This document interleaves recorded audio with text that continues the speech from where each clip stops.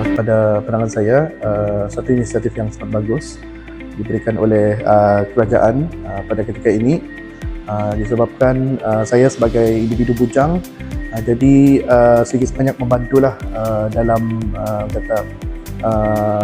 perbelanjaan bulanan, disebabkan satu inisiatif ini diperkenalkan dan juga diberikan kepada mereka yang memerlukan. Dan juga saya kira inisiatif ini juga boleh membantu mereka yang mungkin kurang pendapatan. Terima kasih Kerajaan Madani. Pendapatku pada tahun ni yang aku dapat SARA tu kan, kira bersyukur lah kan.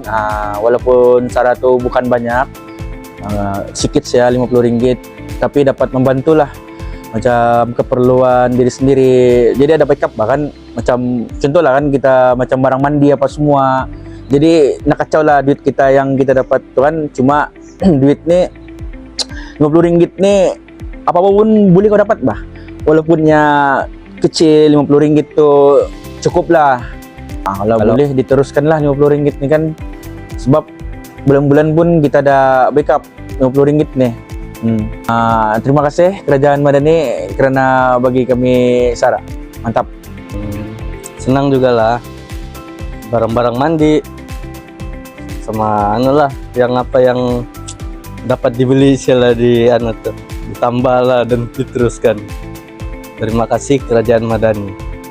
Pertama sekali sudah pastilah merasakan kesyukuran atas keprihatinan pihak kerajaan yang dipimpin oleh Yang Berhormat Perdana Menteri kita Datuk Seri Anwar bin Ibrahim, di bawah kepimpinan Kerajaan Madani yang sudah pasti cakna berkenaan dengan kesusahan masyarakat dan juga rakyat itu sendirilah. Jadi saya selaku penerima SARA Bujang, bantuan ini sangat-sangat meringankan beban saya daripada segi pembelanjaan barangan-barangan keperluan tiap-tiap bulan. Jadi sudah pasti perkara ini amat memberikan kesan daripada segi meringankan beban perbelanjaan bulanan yang dapat saya gunakan untuk pembelian barangan perumahan dan juga barangan-barangan di rumah lah.